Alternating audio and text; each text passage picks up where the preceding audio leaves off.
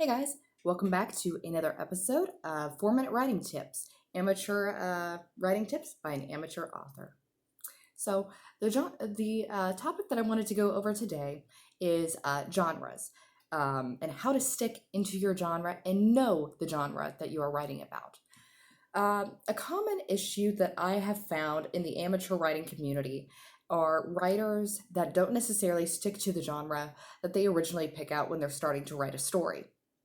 Now, this goes back into why outlining is very important when you're writing out your story from start to finish. And I didn't think I was recording for a second. Oops. And the importance of outlining is knowing exactly what is going to happen in your story from start to finish. A lot of things may change because nothing is necessarily set in stone. You may change your mind halfway through. But one of the biggest issues is an author not sticking within their genre simply because they want something else to happen or they've run into writer's block. And this is a common thing, and it's happened to me before as well. So I'm not saying these just to accuse anybody of anything. I have done all of these things probably 100 times. Now, so let's say that you are writing a romance novel, a regular young adult romance novel.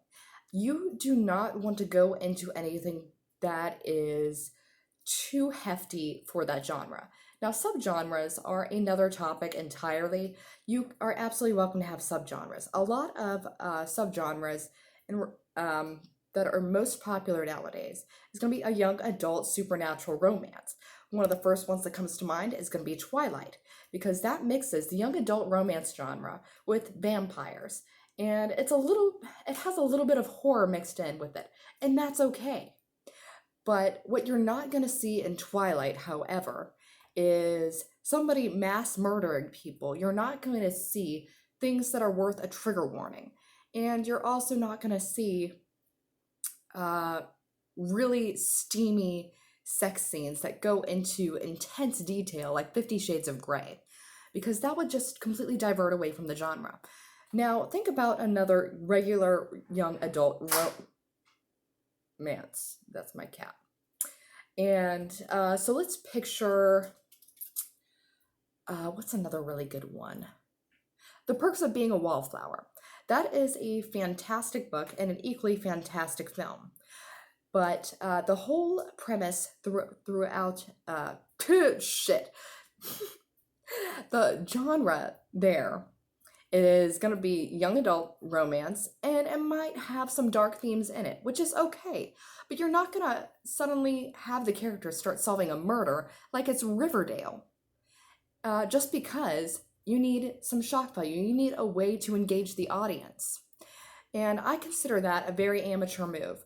And while it's something that we all have probably done in the past, it's not something that you want to continue to do.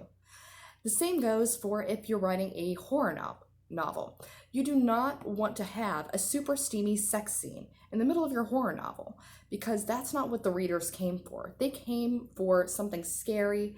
They didn't come to jack themselves off. And same with a very steamy story.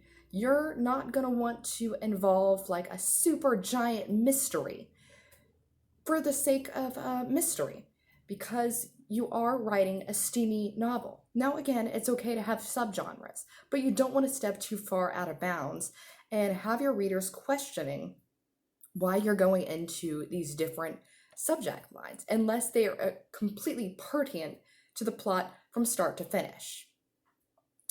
And that, again, goes back into outlining and why you really want to outline before you start beginning to write a full-length novel that's going to have more than just a romance plot. And because your readers are a lot smarter than you give them credit for. They will eat you alive if you go out of bounds, if they start to read something that doesn't feel like it fits the story. You know, you don't want it to turn into Riverdale. I mean, there's a reason that show gets a lot of hate for somebody trying to jump a canyon in a rocket ship. And this was a young adult show, which it began out with, and I loved it at first, and now I just laugh at it because it is ridiculous. And you don't want that to happen to your novel. You want to earn respect. You want people to keep turning the page. You don't want them to shut the book because everything just gets too out of line for the sake of a shock value. Now, we all really get attached to our characters. And sometimes there are scenes that we really want to include that may not necessarily fit. Stop scratching my seat. That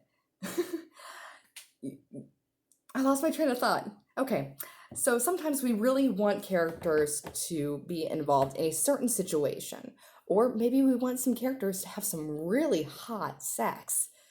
Write your own fan fiction. I know of several authors who have actually done that and published their own fan fiction for the sake of it because they just needed that out of their system, but it did not fit the regular genre, and that is perfectly fine. I've written my own fan fiction because I really wanted two characters that, when no means necessary, would fuck in my regular novel. I won't tell you who. It's for Revelations. But keep that to yourself or make something else entirely that's not canon, because if you start throwing in extra things that don't matter, it could ruin the pacing of your story, and it could also make the readers feel like they got cheated because that isn't what was advertised. So stick to your genre. If you have to Google it, do so. I myself have had to do that before for contests and figuring out what exactly young adult romance is, what exactly sweet romance is, and stick to it as best you can. If you want to write a mystery, by all means, write a mystery. Write another story.